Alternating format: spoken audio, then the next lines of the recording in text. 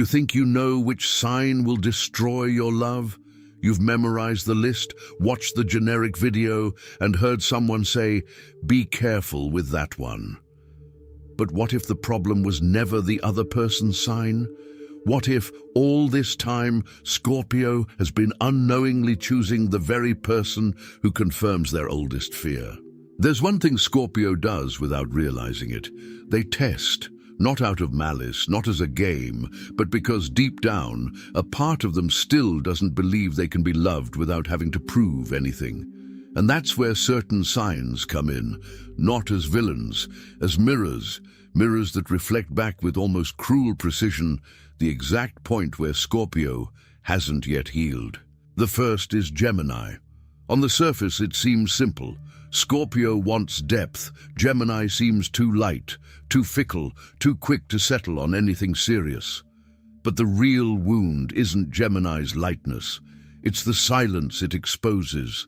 Because when someone changes the subject, their mood, their focus so easily, Scorpio hears a question they never asked aloud.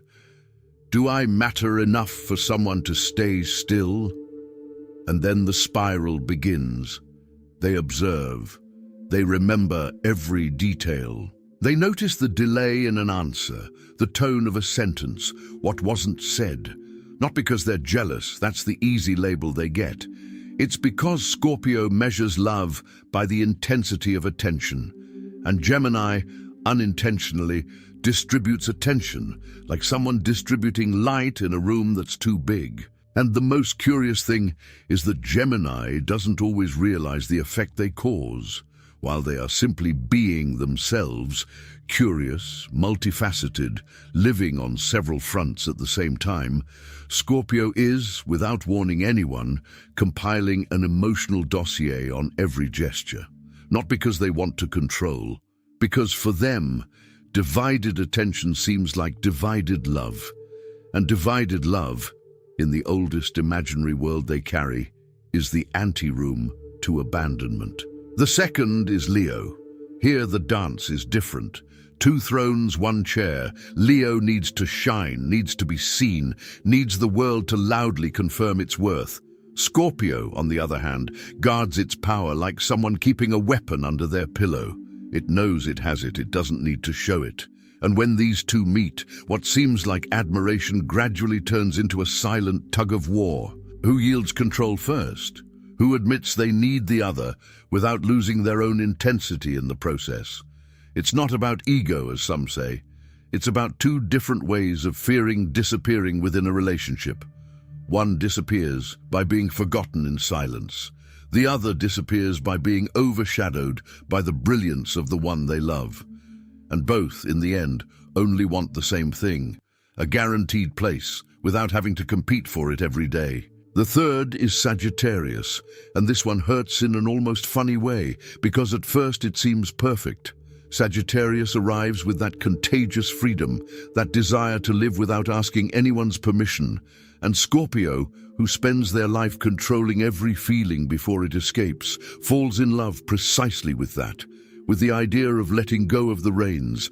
But time passes, and what was freedom begins to seem like distance. Scorpio doesn't want to hold on, they just want to ensure that when they look back, someone is still there.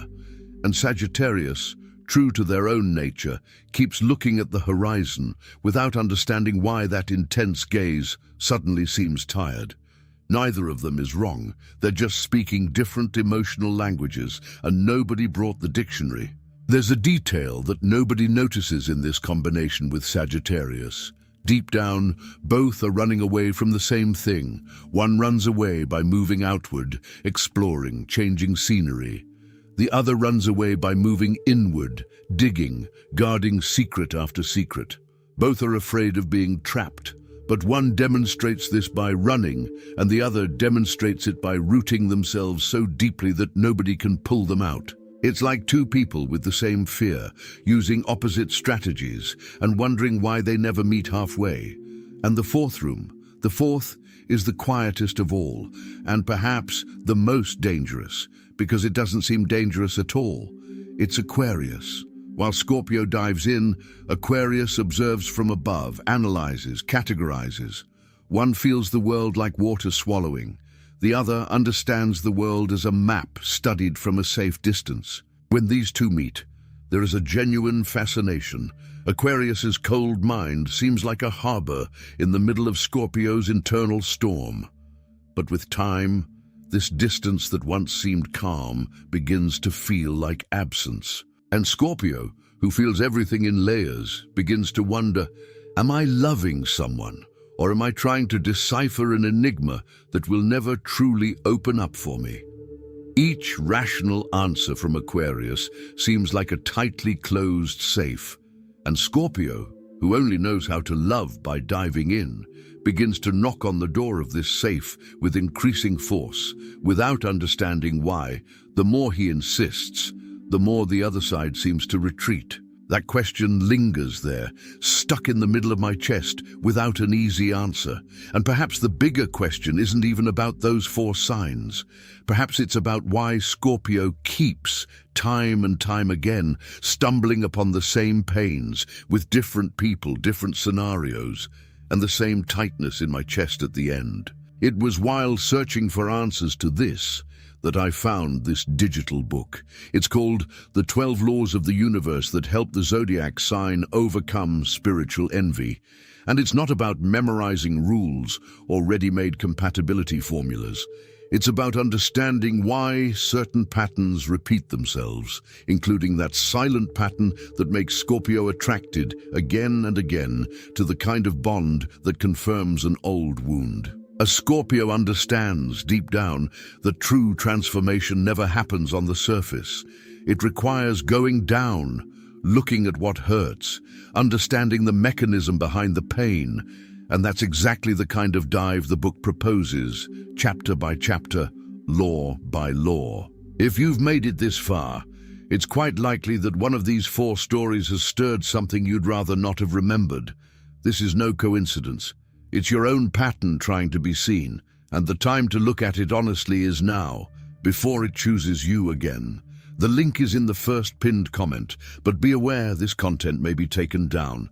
Click now and download your copy. And tell me in the comments, which of these 4 profiles has already impacted your life in a way you never realized before?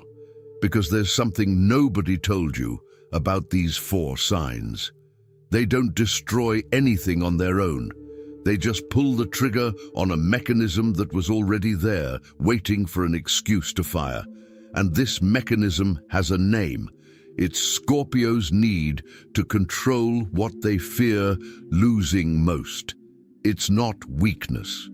It's emotional survival, learned at some point when losing someone hurt so much that the body decided, without asking the mind's permission, that it could never happen again without warning. So observe the scene again. It's not Gemini who betrays, it's his distraction that triggers an old alarm. It's not Leo who competes, it's his brilliance that makes Scorpio feel the need to fight for a place that was already his. It's not Sagittarius who abandons, it's his freedom that echoes like a, what if one day he simply doesn't come back? And it's not Aquarius who is cold, it's his distance that reflects back, like a mirror, the very difficulty Scorpio has in letting someone in completely. Each of these 4 only reveals what was already hidden beneath the surface. And here lies the most uncomfortable paradox of all, the very instinct that Scorpio uses to protect itself. Distrust, the silent test, the need to control the pace of the bond, is exactly what pushes away the one thing it desires most, which is to be loved without having to watch over it. This is not destiny.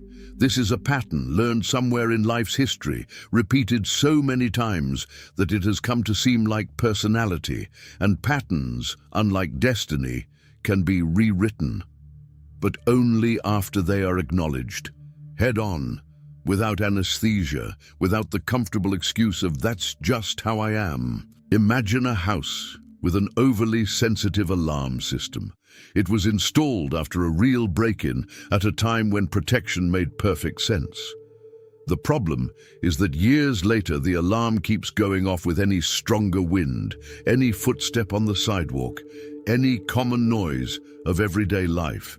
No one blames the homeowner for installing the alarm, but at some point someone needs to go in there, look at the system again and ask, is this still protecting me?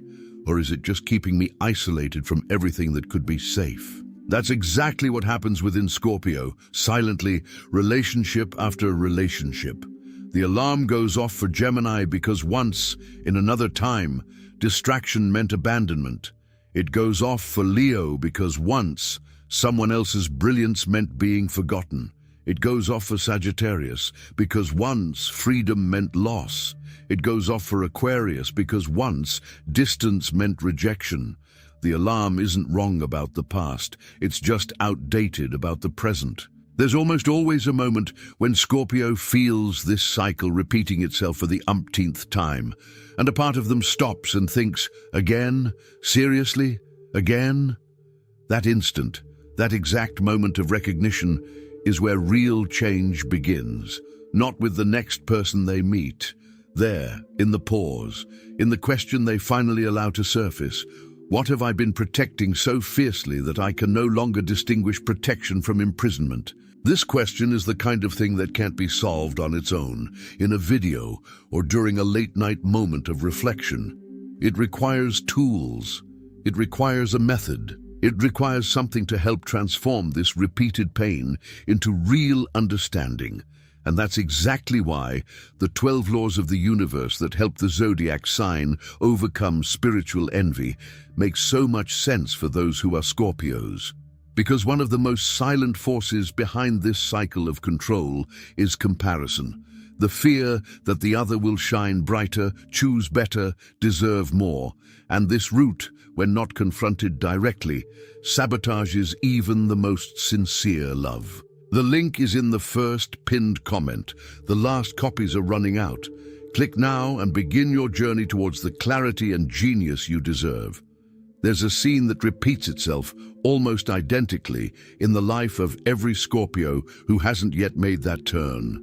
It's the moment when someone gets too close, too soon, and instead of feeling relief, they feel a shiver of warning. A care that comes from nowhere and everywhere at the same time. It's the body remembering an old pain even before the mind recognizes the new face in front of it. And it's at this moment that most make the mistake of thinking they're protecting their heart, when in reality they're just confirming once again that nobody stays. But there is another way. And it doesn't involve further shielding oneself. It involves understanding where this alarm comes from and disarming the trigger, not the person. That changes everything. Because when Scorpio stops reacting to the ghost and starts reacting to the real person in front of them, the same 4 signs that previously seemed like a threat simply become different ways of loving. Gemini stops being unstable and becomes light-hearted. Leo stops competing and starts admiring. Sagittarius stops running away and starts inviting. Aquarius stops being distant and becomes a refuge of clarity amidst the intensity. Nothing changes in the other person's sign. What changes is the filter through which Scorpio sees things. And that's the kind of turnaround that no one achieves alone, in the blink of an eye, just by wanting it. She demands a map. She demands understanding her own internal laws before trying to change the external outcome. And that is precisely the invitation of the 12 laws of the universe that help the zodiac sign overcome spiritual envy. Not to memorize behavior, but to recognize what deep down still compares, still fears being left behind, still measures its own worth by the reaction of others. For Scorpio, this is the kind of work that yields more than any compatibility test, because it goes straight to the root of the pattern, not the page. The link is in the first pinned comment. The last copies are running out. There's a curious thing that happens when Scorpio finally understands this mechanism. They stop looking for the perfect sign and start looking for their own consistency, because no sign, in isolation, is a guarantee of anything. A Gemini who has already done this inner work can be the most loyal partner there is. A Leo who has learned to share the spotlight can be the kind of love that sustains, not competes. A Sagittarius who understands that freedom and commitment are not mutually exclusive can offer exactly the security that seemed impossible at the beginning. And an Aquarius who has learned to name what they feel can be the most faithful haven Scorpio has ever found. The problem was never really astrological. It was emotional, disguised as astrology, because it's easier to point to the sky chart than to one's own history. It's easier to say, this sign doesn't match me, than to admit, I still haven't learned to trust without demanding constant proof. And there's no shame in that. It's just the most honest portrait of someone who has been hurt enough to build beautiful, efficient, almost invisible walls. There's a huge difference between distrusting someone and distrusting yourself within a relationship. Most Scorpios spend their lives thinking they distrust the other person, when in reality they're distrusting their own ability to survive yet another loss. And that's where the quietest turning point in this whole story lies. The day Scorpio understands that they don't need to control the behavior of Gemini, Leo, Sagittarius, or Aquarius. They need, above all else, to trust that if something hurts, they will get through it, that they've gotten through it before, that they always get through it. Because this is the most hidden truth beneath all that intensity. Scorpio doesn't fear losing the other person. They fear not surviving their own pain if they lose them. And when they finally recognize that they have already survived more than once, what seemed unbearable, something relaxes inside. The care doesn't disappear. The intensity doesn't disappear. That never goes away. It's part of their nature.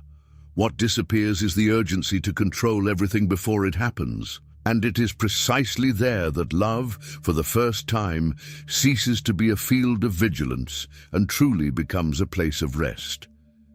But every wall has a function and a time limit.